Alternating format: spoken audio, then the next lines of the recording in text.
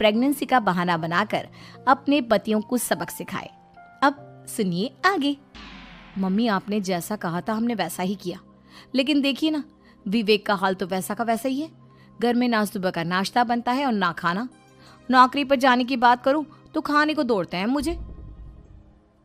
हाँ मम्मी, मैंने भी सुमित को कितनी बार कहा कि अगर नौकरी नहीं करनी तो कोई छोटी सी दुकान ही खोल लो, घर का खर्चा कैसे चलेगा।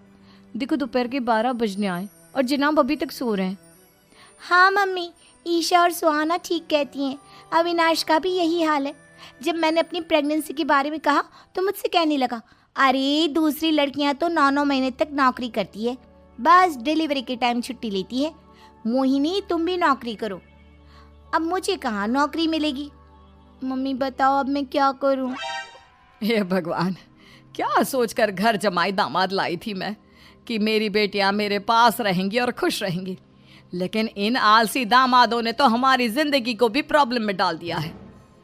मैं तो कहती हूँ मम्मी, हम लोग वापस अपनी जॉब पर जाना शुरू कर देते हैं। बता देते हैं इन लोगों को कि हमने प्रेगनेंसी का बहाना किया है। नहीं नहीं बेटा, ऐसी गलती भी मत करना। अगर तुमने ऐसा किया तो इन तीनों की आदत और ख़राब हो जाएगी। अरे आज नहीं तो कल कभी तो तुम प्रेग्नेंट होगी, तब वापस यही प्रॉब्लम आएगी, तब क्या करोगी तुम तीनों। हाँ मम्मी, आपकी बात तो बिल्कुल सही है। इन लोगों को तो सुधारना ही पड़ेगा। लेकिन कैसे? अपने बच्चों के आने की खबर सुनकर भी इन लोगों पर कोई असर नहीं हो रहा। पैसे कमाने के लिए घर से बाहर निकलना ही नहीं चाहते ये तीनों। अब मेरे दिमाग में एक प्लान आया है। तुम तीनों चिंता मत करो, उन तीनों को बुलाओ, फिर मैं बात करती हूँ। थोड़ी देर बाद कावेरी जी अपने तीनों दामादों को सामने बुलाकर अपनी बात कहना शुरू करती हैं। अविनाश, सुमित और विवेक, देखो बेटा, मैं ना तुम तीनों से बड़ा प्यार करती हूँ, इसीलिए तो तुम्हें घर जमाई बना कर रखा है मैंने। अरे मम्मी जी, सीधे सीधे कहिए ना, क्या बात है। प्यार तो हम भी आपको बहुत करते हैं। अरे मम्मी जी, आपकी इज्जत भी बहुत करते हैं। अरे भाई, आपके जैसी सास और कमाने वाली बीवी सबको मिलती है क्या? हाँ मम्मी, विवेक और सुमित ठीक कह रहे हैं। आपकी बेटी से शादी करके मेरी तो ज़िंदगी ही अच्छी हो गई है। जानती हूँ मैं, और ये भी जानती हूँ कि तुम तीनों अपने अपनी बीवियों से बहुत प्यार करते हो। बेटा, बात ऐसी है कि हमारे कुल गुरु ने कहा है कि प्रेग्नेंट होने के बाद मेरी तीनों बेटियां शुरू के 4 महीने हमारे गांव में जाकर रहेगी, जहां मेरे चाचा जी रहते हैं। अरे लेकिन क्यों मम्मी, गांव में जाकर रहने की क्या ज़रूरत है इन तीनों को। वो क्या है ना बेटा, हमारे परिवार को एक श्राप है। अगर मेरी बेटियों ने यहाँ पर बच्चा पैदा करने की कोशिश की तो उनके बच्चों को कुछ भी हो सकता है। इसलिए अब से लेकर 4 महीने पूरे होने तक इन्हें गांव वाले घर में रहना पड़ेगा। हाँ तो इसमें प्रॉब्लम क्या है मम्मी जी, हम भी वहाँ जाकर रहेंगे, पिकनिक मनाएंगे। अरे भाई, बीवी जहाँ हम भी वहाँ। हाँ यार, आइडिया तो बहुत अच्छा है। शहर की ज़िंदगी में रह रहकर परेशान हो चुके हैं, अब कुछ दिन गांव में बिताएंगे। तुम लोग समझने की कोशिश क्यों नहीं करते। तुम में से कोई भी वहाँ नहीं जा सकता, और मैं यहाँ रहूँगी ना तुम तीनों के साथ। 4 महीने की तो बात है, उसके बाद ये तीनों ही लौट कर आ जाएंगी। ठीक है मम्मी जी, अब हमारे बच्चों का सवाल है तो ये तो करना ही पड़ेगा। कावेरी अपनी तीनों बेटियों को कुछ दिन के लिए घर से बाहर कहीं दूसरे शहर में रहने के लिए भेज देती है। कुछ दिनों के बाद, अरे मम्मी जी, बहुत दिन से पिज्ज़ा नहीं खाया, मंगवाइए ना। क्या बताऊं बेटा, पहले तो बेटियां खर्चा दे देती थी क्योंकि उनकी नौकरी थी, लेकिन अब तो मेरे पास पैसे ही नहीं बचे। थोड़े बहुत पैसे हैं जो बच्चों की डिलीवरी में काम आएंगे। लेकिन मम्मी जी, आपकी बेटियों को वापस आने में तो अभी बहुत वक्त बाकी है।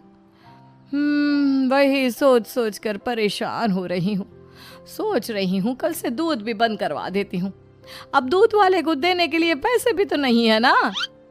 अरे नहीं नहीं मम्मी जी, अगर दूध भी बंद करवा दोगी तो मुझे चाय कहाँ से मिलेगी, और चाय के बिना मैं तो मर ही जाऊंगा। क्या करूं बेटा, इसके अलावा हमारे पास कोई ऑप्शन नहीं है। मेरे पास पैसे ही नहीं बचे।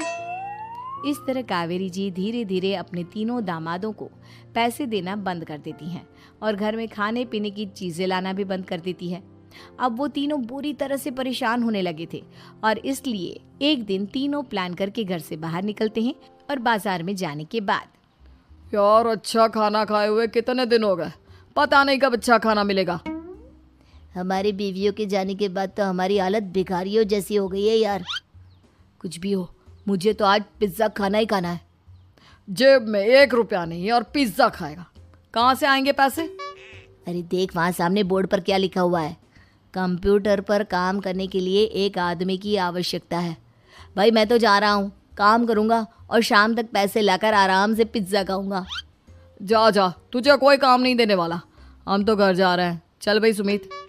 सुमित और अविनाश वहाँ से चले जाते हैं और विवेक उस कंप्यूटर शॉप पर सारा दिन काम करके 5,000 रुपये कमा कर घर लौट कर आता है और अपने खाने के लिए अच्छी अच्छी चीज़ें भी लेकर आता है। ये देखकर विवेक और सुमित के दिल में भी कुछ पैसे कमाने की इच्छा जागती है। अरे सुबह सुबह कहाँ चल दिए तुम?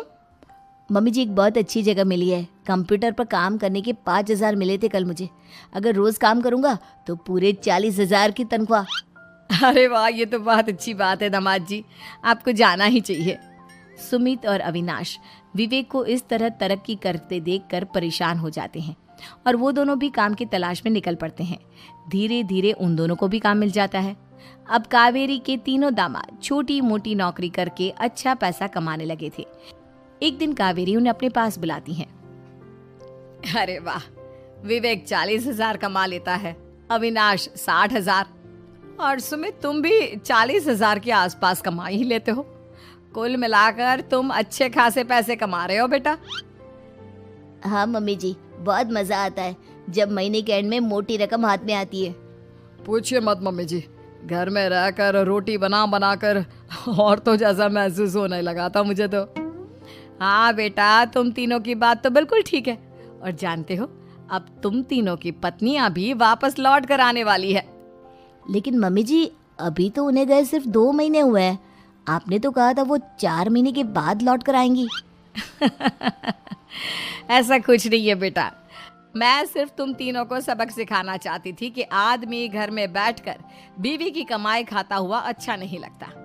इस दुनिया में हर इंसान को मेहनत करनी चाहिए, काम करना चाहिए, चाहे वो औरत हो या आदमी, ताकि अपने परिवार को संभाल सके।